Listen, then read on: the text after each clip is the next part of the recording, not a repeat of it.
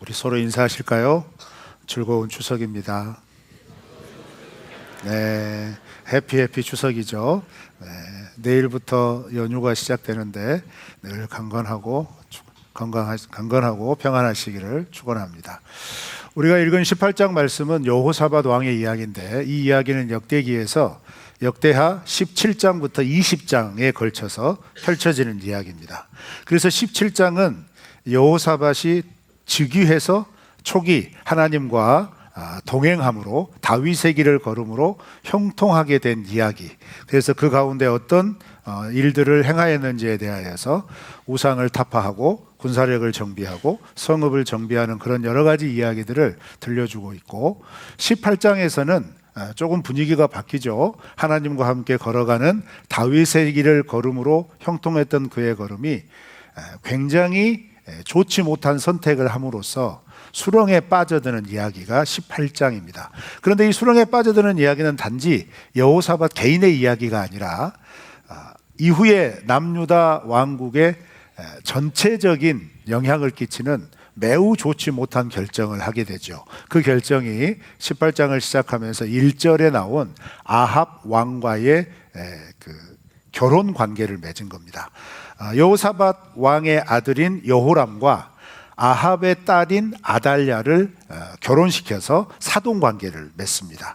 그렇게 됨으로써 남유다가 어떻게 수렁으로 빠져들게 되는지에 대한 이야기인데, 그 이야기 가운데서 여호사밧이 그 결혼 이후에 2년이 지난 후에 아합이 길르앗 라못이라고 하는 곳을 출정할 때 같이 출정하자고 하는 연회를 베풀고, 거기에 마지못해 동조하면서 일어난 일, 그래서 1절부터 11절까지는 길르앗 라못 출정을 결정하는 이야기고, 이제 12절부터 27절 이야기는 그렇게 출정하려고 할 때 여호사밧이 그래도 하나님의 사람이니까 우리 하나님의 뜻은 물어봐야 되지 않겠습니까? 라고 아합에게 조심스럽게 건의하죠. 그런데 아합은 기다렸다는 듯이 당연히 물어봐야죠 라고 하면서 400명의 선지자를 한꺼번에 모읍니다. 그런데 그 400명이 모인 선지자들이 이구동성으로 올라가십시오, 하나님께서 아합 왕에게 승리를 주실 겁니다. 그리고 그 400명 선지자의 대표격인 시드기야라고 하는 선지자는 철불 모양의 투구를 만들어서 써서 퍼포먼스까지 합니다. 이렇게 하나님이 강력한 승리를 주실 겁니다, 올라가십시오, 이렇게 얘기하는 거예요. 그런데 여호사밧이 그걸 가만히 지켜보면서 마음에 좀 꺼림칙한 거죠. 그래서 이 선지자들 말고 다른 선지자 없습니까? 이렇게 물어봐요. 그래서 등장하는 선지자가 미가야 선지자입니다. 그 미가야 선지자의 선포가 12절부터 27절 말씀까지 펼쳐지고 있는 거죠. 그런데 이 전쟁은 결국 어떤 전쟁이냐면 아합 왕을 심판하는 전쟁이었습니다. 그래서 아합 왕이 이 길르앗 라못 전쟁에서 죽게 되죠. 그리고 이 일을 이루어 가기 위하여서 우리가 읽지는 않았지만 18절부터 22절까지는 하나님께서 아합 왕을 죽이기 위해서 길르앗 라못으로 보내야 되는데 이것을 어떻게 진행할까 하면서 천상에서 회의하는 모습을 보여주십니다. 그래서 회의를 하는 도중에 어떤 영이 그렇게 얘기하는 거예요. 제가 내려가서 거짓말하는 영을 선지자들한테 부어 넣겠습니다 라고 얘기하죠. 그래서 그 거짓말하는 선지자들의 말을 듣고 아합이 올라가도록 하겠습니다, 이렇게 얘기하니까 하나님께서 그렇게 해라 결정하는 그 환상을 보여주시죠. 그러면서 이 일이 진행되어져 가는 이야기입니다. 그래서 18장은 결국 아합은 길르앗 라못에서 죽고 여호사밧은 굴사일생으로 살아 돌아와서 19장에 가서 돌아오는 길에 선지자한테 큰 질책을 받습니다. 하나님의 큰 질책을 받고 정신 차리고 또 종교 계획을 진행을 해요. 그래서 이번에는 자신이 직접 성읍들을 돌아다니면서 여호와의 율법들을 가르치기도 하고, 이게 좀 더 구별하려고 절치부심을 하죠. 그리고 이제 20장에 가서는 그렇게 유다가 하나님의 뜻으로 하나님의 뜻을 따라 통치를 하다가 위기가 또 발생을 합니다. 모압, 암몬 그리고 마온 연합국이 유다를 침공하게 돼요. 그래서 이제 여호사밧은 자기들의 국력이 감당할 수 없으니까 어떻게 해요? 모든 유다 백성들을 예루살렘으로 불러 모아서 금식 기도를 선포를 합니다. 그리고 선포하는 과정 가운데 하나님께 부르짖고 하나님께서 그 3개국 연합군을 물리쳐 주신 이야기, 그게 20장 이야기입니다. 그리고 여호사밧의 통치 기록은 마무리가 되는 거죠.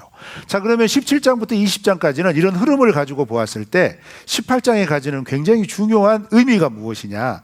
그것은 앞으로 역사적으로 보았을 때 이 사건은 남유다의 바알과 아세라 신앙이 본격적으로 들어오게 되는 출입구를 열어버립니다. 그렇게 해서 이제 남유다는 계속해서 이 바알 신앙과 영적으로 싸우게 될 거예요.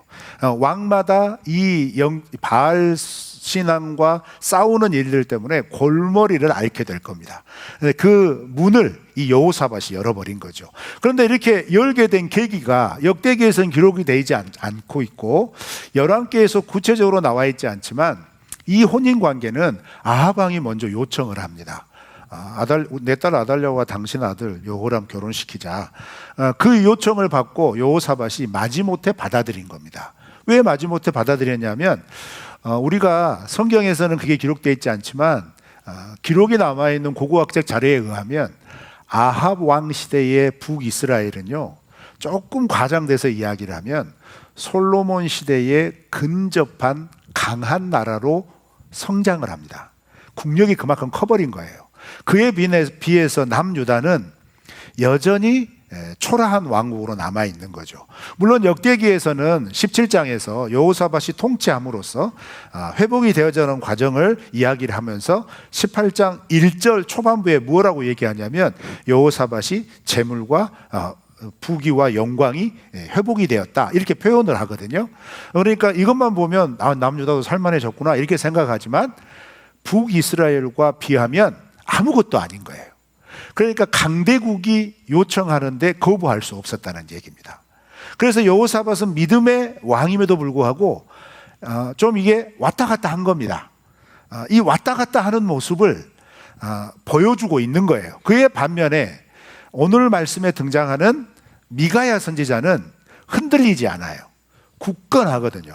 그래서 이 여호사밧 왕의 이런 모습과 왔다 갔다 하는 모습과 그리고 미가야 선지자의 굳건한 모습을 비교를 해주는 거예요.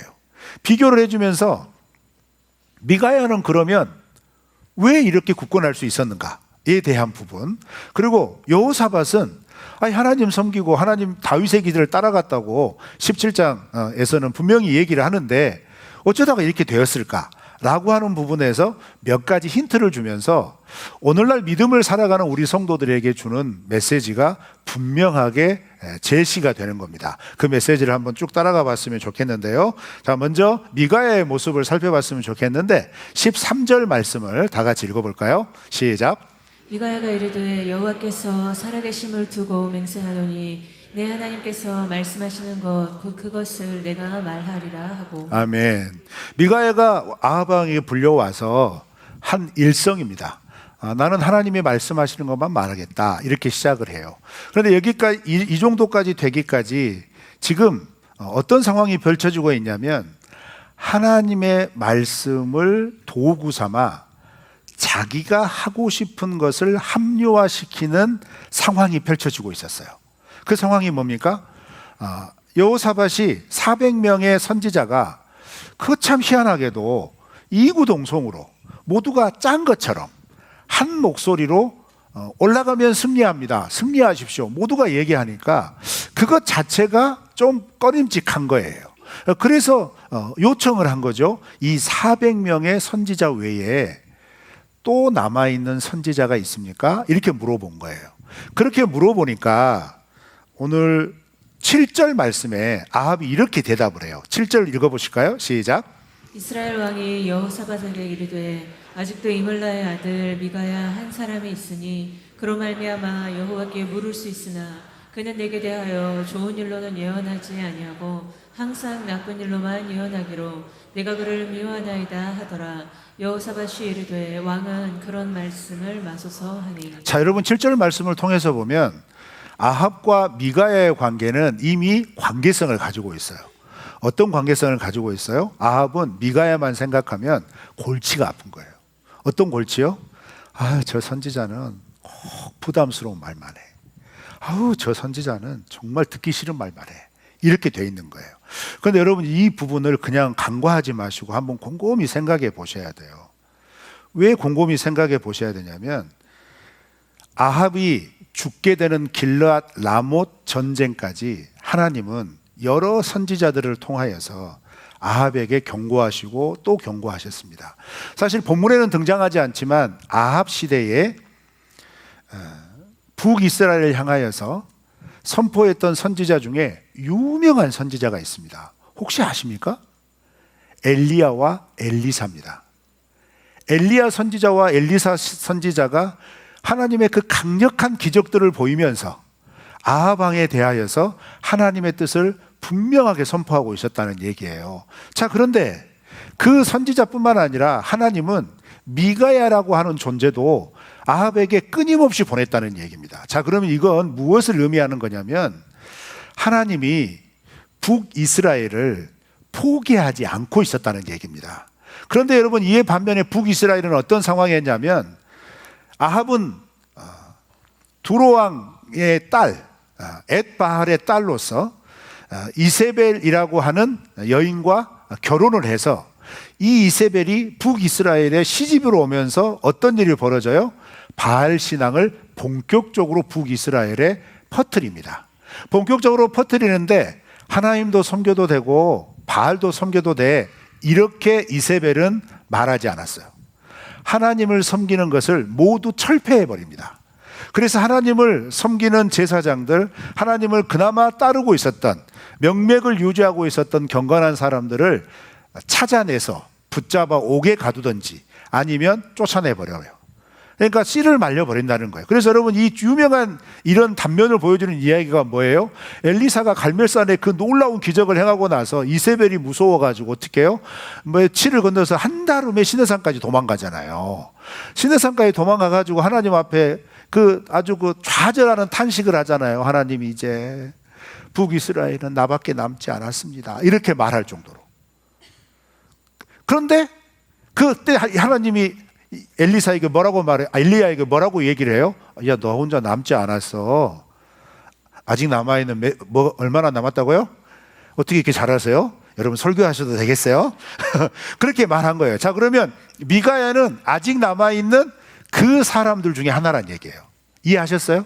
그런데 그 사람이, 미가야라고 하는 사람은 그런 사람들 가운데 감춰져 있는 그리스도인, 감춰져 있는 하나님의 선지자가 아니라 어떤 선지자였다는 얘기예요? 드러난 선지자였다는 겁니다. 그런데 드러났는데 여러분, 이세벨의 권위가 상상 못할 권위예요. 그 무서움은, 그 두려움은 이스라엘 백성들 사이에 너무너무 잘 알려진, 자기 목적을 위해서는 물불을 가리지 않습니다. 그래서 여러분, 나봇의 포도원 이야기가 그 이야기거든요. 그 아합이, 야, 나봇 포도원 진짜 멋있다, 갖고 싶네. 그러니까 이세벨이, 왕이 갖고 싶으면 갖는 거죠. 아니야, 우리 이스라엘은 하나님이 주신 기업, 자기 땅이 있어. 그거 뺏으면 하나님이 진노하셔. 그러니까 이세벨이 그러는 거예요. 뭐 그런 게 다 있어요. 왕이면 다 갖고 싶으면 갖는 거지. 그러면서 나봇 죽여버리거든요. 그리고 그 포도원을 아합에게 줍니다. 그리고 이 사건 때문에 아합의 심판은 확정이 됩니다. 그러면 이 심판이 확정된 사건 이전에 미가야는 성경에 기록되지 않았지만 계속 찾아와서 어쨌다는 거예요? 왕이시여, 그러면 안 됩니다. 왕이시여, 그러면 안 됩니다. 이 얘기를 했다는 얘기입니다. 여러분, 이 이야기는 아합의 입장에서 보았을 때는 너무너무 귀찮고 너무너무 참 불편하고, 아, 정말 이거 어떻게 할 수도 없고 라고 하는 일이지만, 하나님 편에서 입장에서는 어떤 건가요? 그만큼 포기하지 않았다는 거예요. 여러분, 하나님의 사랑이 이와 같은 사랑인 줄 믿습니다. 그런데 그 하나님의 사랑은 반드시 뭐와 함께 와요? 공의와 함께 오는 거예요. 포기하지 않는 사랑을 다시 회복하려면 하나님의 공의에 따라야 된다 이 말이에요. 그 하나님의 뜻에 들어와야 된다 이 말이에요. 그런데 그 하나님의 뜻을 알려주는 미가야는 아합이 듣고 싶은, 듣기 좋은 그런 말을 하는 사람이 아니었다는 거죠. 아합이 듣기 싫어도, 거북해도, 굉장히 곤혹스러워도 하나님의 뜻이면 하나님의 말씀입니다 라고 하면서 담대하게 얘기했다는 거예요. 그래서 말씀 묵상하면서 이런 우스운 생각을 해봤네요. 여러분, 제가 사역을 벌써 가늠을 해보니까 20여 년이 넘어가거든요. 성도들과 만나고 청년들과 만나서 이렇게 여러 가지 얘기를 하다가 신앙생활에 뭐 다 좋을 수는 없잖아요. 힘들고 어렵고 지치고 뭔가 위기를 만나고 좌절하고 실패하고 그런 가운데 만나면 어떤 성도님은 위로와 격려와 함께 그 슬픔에 깊이 들어가기도 하고, 또 어떤 성도님은 이 말을 해드리고 싶은데 이 말씀을 드려야 될까? 이거 들으면 어떻게 하지? 이거 어떻게 안 받아들이면 어떻게 하지? 이런 고민이 있을까요, 없을까요? 엄청 많습니다. 그럼 저는 어떻게 할까요? 제가 말을 막 할 것 같습니까? 여러분, 겉보기와 달라요. 제가 그렇게 잘 못합니다. 그런데 반드시 들려주고 싶거든요. 왜요? 아니, 이 성도님은 가만 말씀 들어보니까 그 말 하시는 삶의 말씀과 그 동선 속에서, 그 궤적 속에서 이 성도님에게는 이 말씀이 좀 필요한 것 같은데 이 말씀을 드리면 내가 그 성도님이라도 굉장히 좀 상심이 되겠다, 좀 시험이 들 만하다, 이런 말씀, 이런 어떤 그 기회가 왜 없겠어요? 가끔 가다가 그럴 수 있거든요. 그러면 저는 너무 제가 겉보기하고 다르게 참 소심하거든요. 말해야 될까 하다가 말 못합니다. 그러면 기도하는 도중에 하나님이 그러시는 거예요. 너 왜 말 안 했어? 이 말을 해야 살아. 이거 말해주지 않으면 그 영혼 살지 못한다. 이런 감동을 주거든요. 그래요? 그럼 하나님께서 자연스럽게 기회를 마련해 주시면 그럼 그때 말하겠습니다. 그런 기도는 기가 막히게 잘 들어주세요. 그래서 딱 만나게 됐단 말이에요. 그럼 제가 이 말을 툭 할 수 있을까요? 이거 진짜 어렵거든요. 그래서 여러분, 저하고 만나서 뭐 말씀을 나누고 이렇게 뭐 고면하고 교제를 하는 시간이 있을 때 이렇게 제가 막 주저하고 뭔가를 말하려고 할 때 저한테 먼저 말씀하셔야 돼요. 목사님, 말씀하세요. 제가 듣겠습니다. 이렇게 말씀하셔야 돼. 그렇게 말하면 제가 담대하게 탁 얘기할 수 있을 것 같아요. 근데 그렇게 못하다가 그래도 성령께서 제 마음에 지금 말하지 않으면 안 된다 라는 긴박한 마음을 주실 때가 있거든요. 그럼 말합니다. 그러면 여러분, 목회 이 정도 했으면 얼굴은 웃고 있거든요. 풍겨지는 기운은 어떨까요? 쎄함을 느껴요. 그럼 얼마나 거부간지 몰라요. 근데 여러분, 미가야는 왕에게 얘기하는 거예요. 이 왕이 자기 감정을 뭐 절제하고 그러겠습니까? 그러지 않습니다. 최고 권위자인데, 권력자인데 그 앞에서 미가야가 툭 얘기하면 아합은 그냥 얘기해버려요, 자기 감정대로. 그래서 오늘 본문 말씀에도 보면 후반절에 가면 이 미가야가 당신은 올라가서 돌아오지 못합니다, 길르앗 남에서 죽습니다, 이 얘기하니까 너 내가 돌아와서 가만 안 둬? 하면서 어떻게 하는 줄 아세요? 이 미가야 왕자들한테 보내서 고난의 쑥과 고난의 물 좀 먹게 해라. 고난의 떡, 고난의 물 먹여라. 뭐예요? 감옥에 쳐넣으라는 얘기예요. 감정 감추지 않습니다.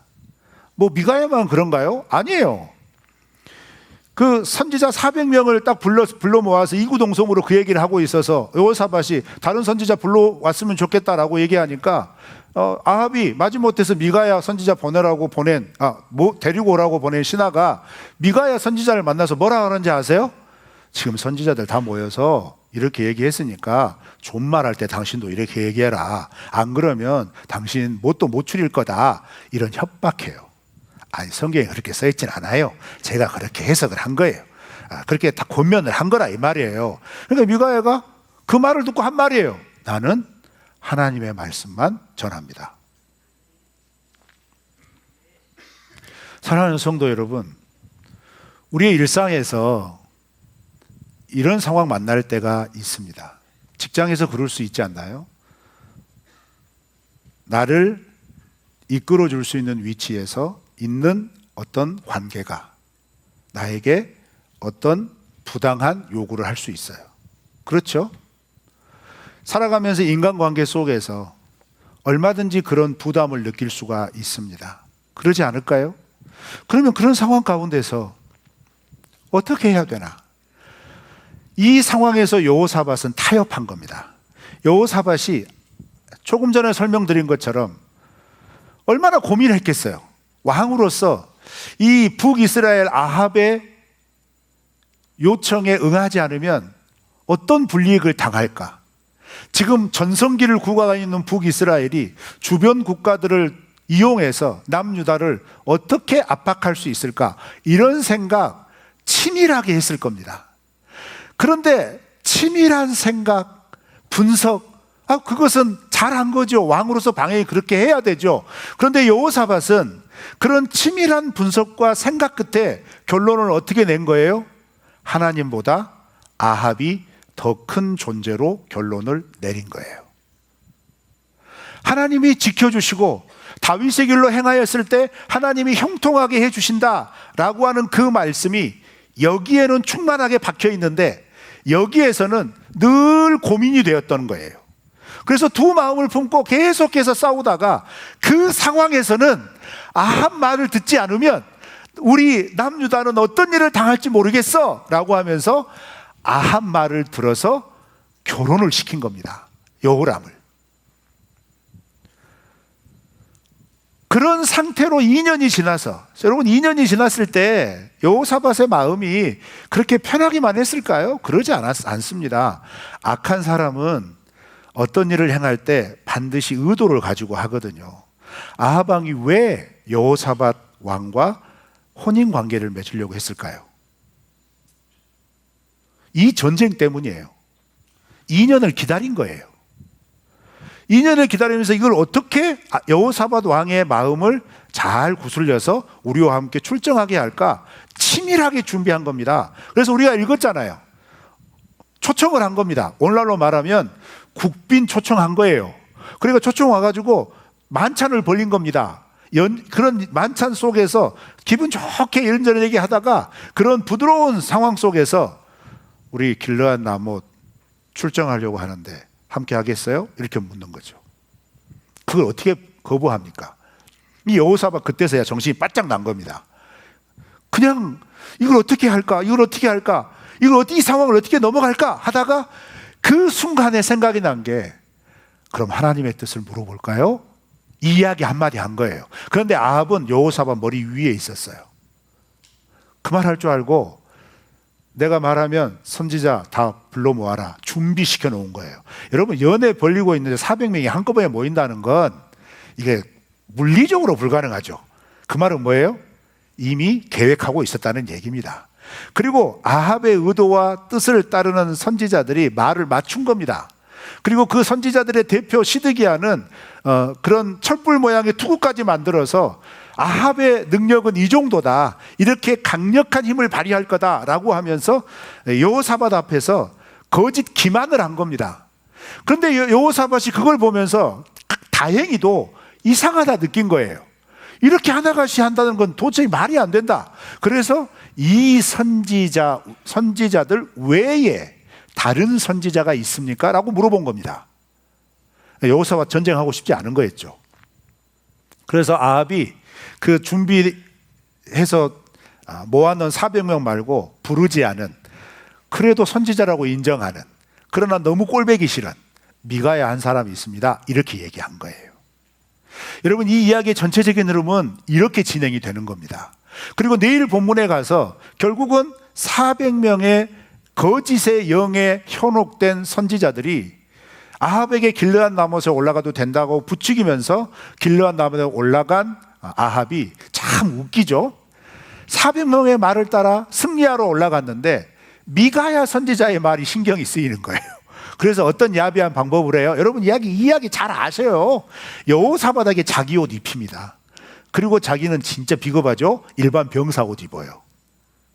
근데 어떻게 해요? 하나님은 정확하게 그냥 무심코 아람 군사가 화살을 쏘았는데 그 화살이 비닐 돌기 틈, 이렇게 쇳 조각으로 막 겹겹이 마려운 그 사이 틈에 화살이 탁 박혀가지고 전장에서 부상을 입습니다. 곧바로 즉사하지 않아요. 그렇게 화살이 맞아가지고 피를 흘려서 그 전차를 모는 부하에게 전장을 빠져나가자고 그랬는데 워낙 격렬하게 싸우니까 거기에 갇혀버린 거예요. 그래서 하루 종일 피 흘려서 전차 위에서 죽습니다. 그 비참한 죽음을 맞이하게 되는 거예요. 여호사밧은 어때요? 그렇게 출정해가지고 아주 찝찝하게 올라갔는데 아방 자기 옷을 자기가 입으라네요. 그리고 어쩔 수 없이 입었죠. 약소국이니까 어떻게 해요? 하라는 대로 해야지. 간다고 그랬으니까. 그래서 처음 전쟁이 시작되고 나서는 아람 군사가 전략을 세우기는 아람 왕이 그럽니다. 야, 다른 사람 쫓아다니지 마. 아합 한 사람만 죽이면 돼. 그러면서 모든 군사들에게 아합 왕만 죽이라고 명령을 내려요. 그러니까 이 아람의 군사들이 그 아합 왕 얼굴을 알겠어요? 모르죠. 옷 입은 사람만 쫓아다니는 거죠. 그러니까 여호사밧만 막 쫓아다니는 거예요. 이 여호사밧이 쫓아다니다가 그때서야 전차 위에서 하나님 앞에 큰 소리로 하나님 살려주세요 그러니까 아람 군사가 이거 아합 왕 아니네? 그러면서 그 신기하죠? 돌아갑니다. 아니, 처음 들으신 이야기 아니에요. 교회 오래 다니셨으면 이거 굉장히 많이 들으신 이야기예요. 자, 그런데 이 이야기를 통하여 분명하게 말하는 게 뭐예요? 이 역대기를 기록한 에스라는 이 이야기를 통하여 포로에서 이제 귀환한 이스라엘 백성들에게 분명하게 얘기하는 거예요. 믿음은 왔다 갔다 해서는 안 된다는 거예요. 믿음으로 산다는 것은 우리에게 압박이 오는 상황 속에서 그 압박의 상황 속에 그 압박이 하나님보다 더 크게 만드는 게 아니라는 거예요. 압박이 와도 그 압박 속에서 하나님을 의지하고 하나님의 뜻과 하나님의 말씀의 길을 따라가는 사람들이 곧 하나님의 인도하심을 받는 믿음을 경험할 수 있다는 거예요. 그것을 분명하게 말씀하고 싶으시다는 거죠. 그런데 중요한 게 뭐예요? 우리가 살아가는 일상의 삶 가운데 이런 상황이 얼마나 우리 가운데 자주 일어나는지를 몰라요. 그래서 이건 하나님도 이해하여 주실 거야. 이건 하나님이 이런 상황이라면 그래, 지금은 그렇게 해도 될 것 같아 하면서 적당하게 타협하게 만든단 말이에요. 누가요? 사단이에요. 그래서 하나님의 말씀과 하나님의 뜻, 하나님의 마음을 따라 살아가는 그 걸음을 왔다 갔다 하게 만든다는 거예요. 왔다 갔다 하게 만들어서 결국은 그의 삶이 어떻게 돼요? 시간이 지날수록 왔다 갔다 하는 사람은 결국 하나님을 떠나는 삶으로 갈 수밖에 없다는 얘기예요. 그래서 분명하게 경고하고 싶은 겁니다. 우리 이제 이 바벨론 포로를 끝내고 하나님이 말씀하신 그 말씀대로 70년 만에 이 땅에 다시 돌아왔다. 이 땅에 다시 돌아온 우리 그러면 어떻게 살아야 될 거냐? 우리 조상들처럼 왔다 갔다 하지 말자. 우리 하나님의 말씀만 따라가자. 저 선지자 미가야처럼 그런 압박되는 상황 가운데서 절대 권력자 앞에서도 그 권력자 위에 계신 이스라엘을 다스리시는 하나님의 말씀만 전하겠다라고 말하면서 뺨을 맞아도 감옥에 갇혀도 그 예언을 철회하지 않으면서 하나님께서 말씀하시라는 그 말씀을 전했던 그 미가야의 기계처럼 우리가 이 땅에서 다시 시작하는 하나님의 나라는 이 세상과 적당히 왔다 갔다 하는 나라가 아니라 하나님이 말씀하시면 그 말씀만을 따라가는 나라가 되어야겠다. 이거 말하고 싶은 거예요. 그리고 이 외침은 오늘 우리들에게도 동일하게 말씀합니다.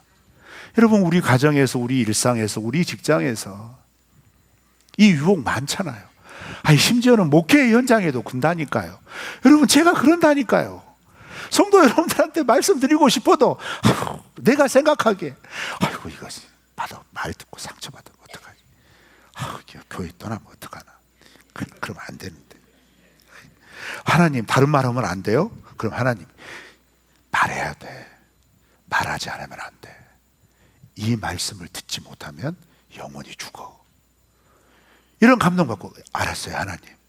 그럼 제가 말할 수 있게 자리 마련해 주세요. 바로 그 다음날 생겨버려. 그래서 딱 가서 말하려고 그러면 또 얼굴 보면 갑자기 쫙 마음이 쪼그라들어요. 그래서 이게 말해야 돼. 그러다가 성령께서 지금 말하지 않으면 기회가 사라진다. 그때서야 말해요. 성도 여러분, 우리는 이런 믿음의 삶을 살아가고 있습니다. 그래서 예수님은 어떻게 말씀하셨어요? 우리의 이 연약함을 너무 잘 아세요. 그래서 우리가 믿음으로 하나님의 마음과 뜻, 그 말씀을 따라 살아가도록 도와주시려고 성령님을 보내주시겠다 한 거예요. 그래서 그 성령님께서 여러분 우리의 마음속에서 그런 경험 해보셨을 거예요. 어떤 긴급하고 뭔가 결정해야 되고 갈림길에 딱 섰을 때 이렇게 해야 되나 저렇게 해야 되나 저렇게 해야 되나, 내가 지금까지 살아온 인간적인 경험과 세상이 말하는 방법과 세상의 지식과 경험과 그 습득된 그 가치관들은 그냥 마음 편하게 이렇게 하면 돼, 세상이 다 그렇게 하니까 이렇게 말하지만, 이구동성으로 세상의 방법은 이거야 라고 다 얘기를 하지만, 그렇게 이구동성으로 말하는 상황 가운데서 성령께서 그래도 우리의 마음속에 탁 뭐 하나를 던져주는 거예요. 아니야, 좀 거림직한데 이게 뭔 말이지? 이게 무슨 마음이지? 도대체 찾아갈 수 없는, 이거 왜 이런 마음이 생기는 거지? 라는 그런 마음에서도 시작해서 그걸 온전히 결정하기 전까지 계속해서 그래, 세상이 다 이렇게 하니까, 지금까지 다 이렇게 왔으니까 이렇게 하면 다 되는 거야. 그럼 잘 될 거야. 잘 되니까 너무 걱정하지 마라. 여기서 막 그러거든요. 그런데 여기에서는 아니, 그래도 하나님의 뜻 물어봐야 돼. 하나님의 말씀이 뭐라고 하는지 들어봐야지. 야, 김 목사님 찾아가 봐라. 그렇게 말해가지고 그 다음날 온 거란 말이에요.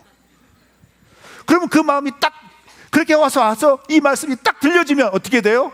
여러분, 전문 용어가 등장하죠. 영적인 아다리가 맞는 거예요. 진짜 부담되지만, 참 곤혹스럽지만, 상황이 너무 곤란하게 될 걸 뻔히 보이지만 내 마음은 편해지는 거예요. 왜요? 성령께서 그 근심을 걷어가시는 겁니다. 그러면 그 감정만 있으면 돼요? 아니죠. 그 다음이 문제죠. 그 말씀을 따라 살아가셔야 돼요. 그 말씀을 지키려고 하니까 당신 이렇게 하면 나랑 같이 일 못하는데 하면서 뺨이 올라올 수도 있어요. 그렇게 믿음으로 딱 결정하니까 주위 사람들이 떠나갈 수도 있어요. 여러분을 사지로 몰고 가는 느낌이 들 수 있거든요. 기억하세요?